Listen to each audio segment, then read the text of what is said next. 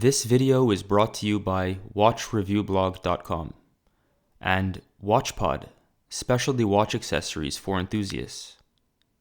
Please don't forget to thumbs up and subscribe to our channel for video updates. As I sit here gazing into the dial of the new Khaki Field Expedition, all I can hear is the swoosh of helicopter propellers. All I feel is the crisp, fresh air of the Alps, and the sensation is an agglomeration of joy and excitement. I may now only be sitting in my studio in Montreal, but merely 1 week ago, those sensations were a reality as I experienced the official launch of this Hamilton Khaki Field Expedition in Zermatt, a small Swiss village at the base of the mighty Matterhorn.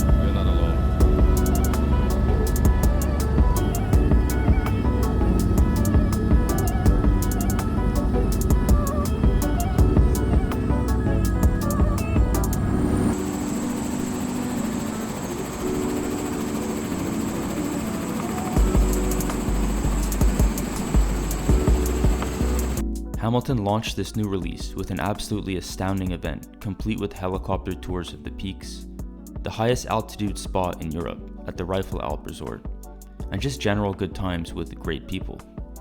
I spent most of my time with renowned watch collector Dr. RJ Kama. If you're not already following him, he's on Instagram at RJ Kama, as well as Sam, the owner of a series of watch stores called Gem Bijou in Ontario. Sam sent me this expedition sample for review, so big thanks for that. If you're ever in the Toronto area, I highly recommend you check out his store there on 200 Front Street West. Jack, the executive director of Lugaro, a series of watch stores in Vancouver. I found out he sells Rolex, so I'll have to get on his good side.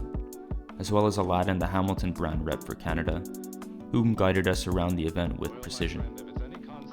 Okay guys, please excuse the long-winded intro, which is unusual for us, but this event was just so crazy. Let's jump into what this event was here to introduce, which is a brand new line for Hamilton, the very sporty and explorer-focused Khaki Field Expedition. Before attending the launch event in Zermatt, I wasn't quite sure what to expect in terms of the design and functionality of the watch, but as things unfolded, I started to get a better sense of what we're dealing with here. This is not going to be a polished, semi-sporty watch, but rather something most likely to be leaning on the very sporty side, and quite robust in construction.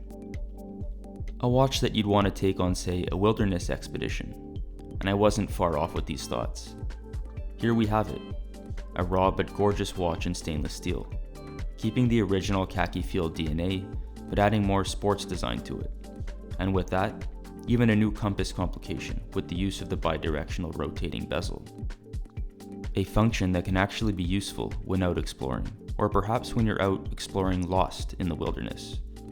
Using the compass function is quite simple. Simply point the hour hand towards the sun, then rotate the bezel to place the south indicator between 12 o'clock and the hour hand. This will show you the southern direction. From that point you can determine the north, east, and west. This is of course if you're located in the northern hemisphere. The opposite can be done if you're in the southern hemisphere. The one we have here today is the 37mm black dial on the steel bracelet. In usual Hamilton fashion, the proportions are fantastic. The watch is incredibly slim on wrist at 11.45mm thick, feeling just as comfortable as the original Khaki Field automatic. This is due to the H10 movement and the well-designed case from Hamilton. The Expedition has short lugs, but a rather slim bezel for one that rotates. The combination of these two aspects allow the watch to fit perfectly on my 6.5-inch wrist, but it also does not come off as dainty feeling or looking. The attention to the proportions is impressive, which I believe is one of the most important aspects of a watch. As you may have heard, this watch comes in a variety of different dial colors, case sizes, and it's also offered in a nice leather strap. The 37mm version we have here is probably best suited for wrists from 6 to 7 inches in size, with the 41mm version best on any wrist larger than 7 inches. The dial on the new Expedition is very clean, leaning more towards a look of the popular Murph watch with the 1 to 12 Arabic numerals than the slightly busier original Khaki Field Auto. The lack of busyness on the dial allows it to be easy to read upon quick glance, but it also provides some open space, and aesthetically does not feel cramped, helping this rather small watch not feel too small. The simple one-line logo at 12 o'clock and one-line automatic at 6 o'clock is perfect looking, but also does leave open the possibility of adjustments for future variations on what is a fresh and brand new line for Hamilton. The watch has a nice heft to it when held and when on wrist, and while the bracelet does not taper, it also feels very well built. The watch is entirely brushed, except for 4 little spots directly under the lugs. Assuming this has been done for smooth comfort on wrist, a very nice touch. Another small but important feature of this watch is the screw-down crown, absent on the original Khaki Field Auto.